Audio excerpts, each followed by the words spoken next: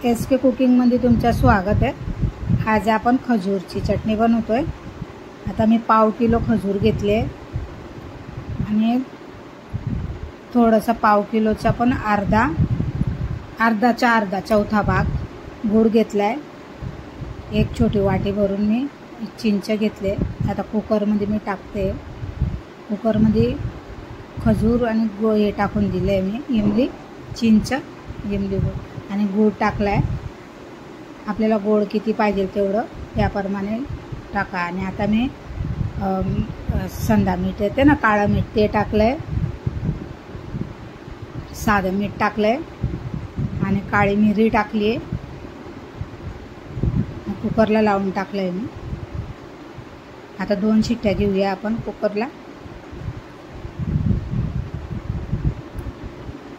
थोडंसं लाल मिरची पण टाकणार आहे। आता कुकर झालंय। लाल मिरची मी नंतर टाकली, लाल मिरची टाकायचं विसरून गेली। आता मिक्सरमध्ये काढून घेऊया आपण, छान थंड होऊ झाल्यावर। मिक्सरमध्ये टाकून आणि मग छानपैकी वाटून घेऊया। चिंच इतकी, ही चटणी इतकी छान बनते, सगळ्या पदार्थामध्ये चालते ही चटणी, त्याच्यात तुम्ही खाऊ शकता। आता मी थोडीशी याच्यात आहे ना लाल मिरची टाकणार, कारण की मी पहिले विसरून गेली कुकरमध्ये टाकायचं। साईडला माझं जेवण पण चालू आहे बघा। लाल मिरची टाकली, काश्मीरी टाकली आहे, कलर येणार म्हणून। छान मिक्स करून घेते आणि परत वाटते मी एकदा।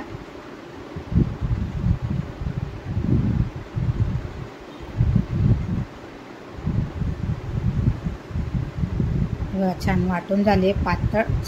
चाळणीमध्ये काढून घेते मी, कारण की एका हातानं कॅमेरा आणि दिसत नाही ना मला, म्हणून मी खाली ठेवून दिला आहे कॅमेराला आणि मी दाखवते तुम्हाला। आता हे बघा, मस्त पाव किलो चटणी आपली पाव किलोच्या वरती झाली आहे। पावणा अर्धा किलोमध्ये थोडीशी कमी असेल। आता मी बॉटलमध्ये भरून आणि याला फ्रीजमध्ये स्टोर करू शकतो आपण, आणि हिला महिनाभर खाऊ शकतो अशी चटणी ही। कधी पण चाट बनवलं, काही बनवलं, त्याच्यात तुम्ही खाऊ शकता।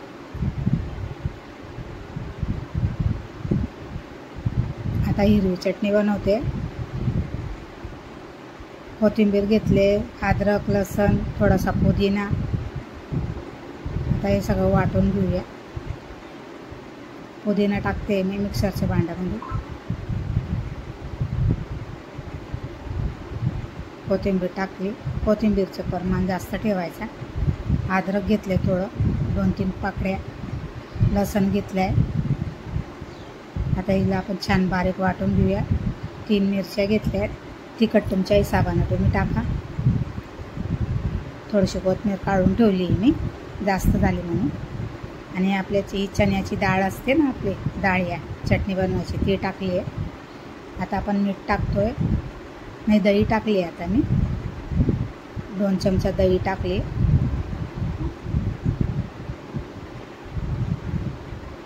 आता मी याच्यात काळं मीठ घालते। काळं मीठनं टेस्ट छान येते, चवीप्रमाणे टाकलंय। साधं मीठ पण घालते, जिरं, थोडासा चाट मसाला पण घालायचा छानपैकी।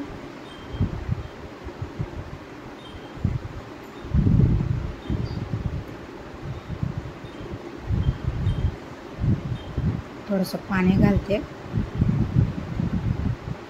आणि हिला छानपैकी वाटून घेऊया आपण मिक्सरमध्ये। आता हे बघा, छान लिंबू टाकायचं विसरून गेली। एक वस्तू विसरून जाते मी, काढून ठेवते आणि ते डोळ्यासमोर दिसलं नाही ना, मग विसरून जाते मी। तर लिंबू परत फिरते।